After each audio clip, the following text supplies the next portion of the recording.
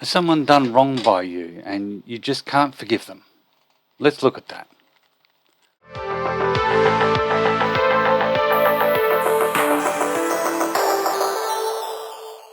My view on the concept of forgiveness is a position I've developed over the last few years after being exposed to the wisdom of smarter and wiser people than me.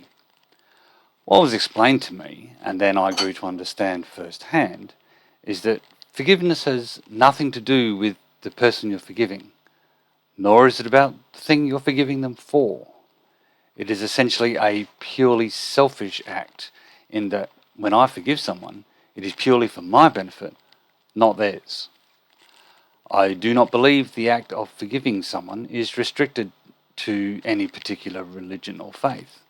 It is a selfish human act, not a religious one.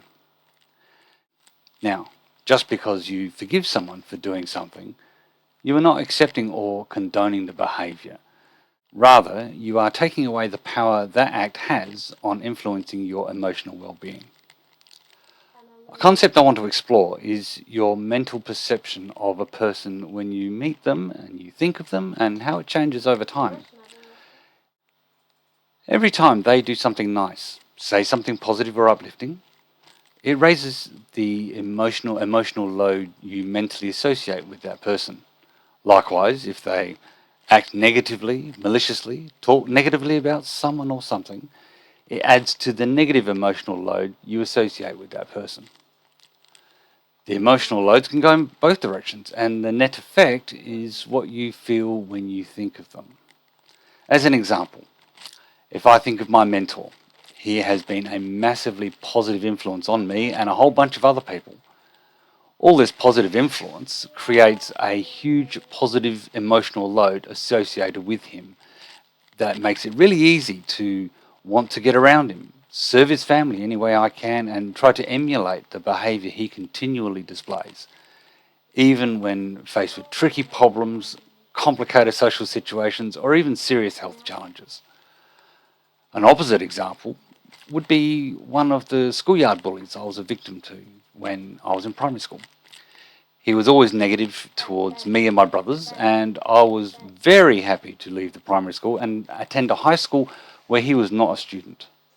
Many years later, I happened to see him at an indoor cricket centre, and as soon as he opened his mouth, I could see that he was just as negative as he was 10 years earlier.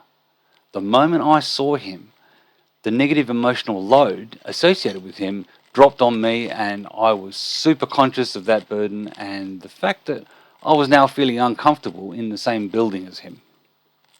A more complex example would be my ex-wife. On the positive side is the fact that she was my high school sweetheart and the mother of my eldest children. I loved her completely, built a house, a family, and a life with her over the course of 20 years. On the negative side, she had an affair, we got divorced, and she excluded me from the lives of my sons for the next 15 years. In that example, there's a lot going on in both positive and negative directions, which just means it was a big, cumbersome emotional load associated with her in my head. Now, one of the most amazing things happened one day on the way home from work on the train. I was listening to a podcast about the concept of forgiveness, and I decided to forgive my ex-wife for all the stuff she did. So, quietly, in my own head, on my own, I forgave her and set down the negative load that I had been carrying around for a very long time. And I felt a lot better for having done that. The behaviour is no longer able to influence what I feel, as I'm no longer burdened by it. If I'm talking to somebody about that period of time in my life, I'm not caught up in the negative emotion tied to her bad behaviour. I have forgiven most of the people who have wronged me over the years, and it has not always been easy. The challenge is you need to grow yourself mentally, emotionally, and spiritually to a point where you can say, I'm tired of carrying this load they caused, and I choose to put it down. Every time you do it, you increase the peace in your heart and in your mind. This is what I mean when I said it's a purely selfish act.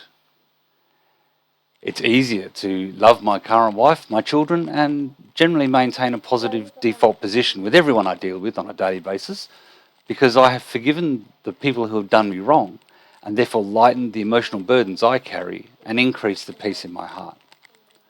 One of the more challenging people to forgive, I think, are the members of your family who have passed away. Can you forgive someone for dying? Seems a little odd, as they didn't do anything wrong in dying, but they absolutely created an emotional burden in denying you their ongoing presence in your life. Forgiving them for that obviously does nothing for them, but I do believe it did something for me when I forgave my brother and my father for dying and leaving behind a financial mess for me to clean up. What about a killer?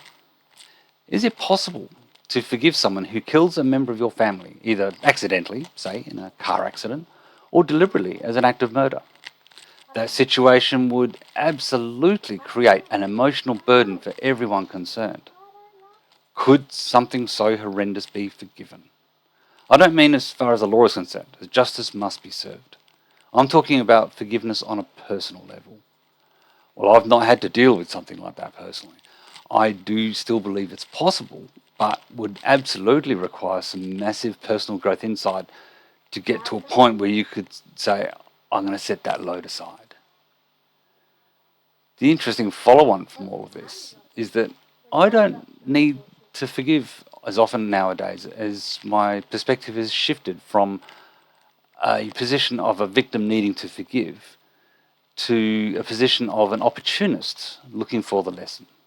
So, if someone does the wrong thing, I'm looking for a life lesson hidden in their action. Even if it's just an opportunity to understand why they acted the way they did and what I can do to avoid falling into the same pattern of behavior. I learned a long time ago that the universe keeps sending the lesson until I learn it, but the price of the lesson increases each time. By constantly looking for the lesson, I can be a bit of a cheapskate and only pay the minimum price for any given lesson. The biggest example of this is the strength of my relationship with my wife and our kids. The things I do and don't do are born from the lessons learned from the failures in my first marriage. The price of learning what it took to maintain loving relationships as husband and father was losing the relationship between my first wife and my eldest sons. It's a steep price that I'm not keen to pay again, so I'm mindful of how I conduct myself now. So, the final question I have for you today is this. What is stopping you from forgiving someone today whose emotional burden you ascribe to them is stopping you from progressing in some important direction in your life? Have a think. And if you want to, let me know in the comments. Righto, that's enough about that. You know the drill. Hit the subscribe button and become part of our thriving community. Of course, if you like my videos, give them the big thumbs up and share them if you want, as that helps the channel out. And also hit the bell to get notified when I put up new content. Okay, that's all from me, so stay healthy, keep thinking. As my mum would say, be good, and if you can't be good at it. I'll see you next time.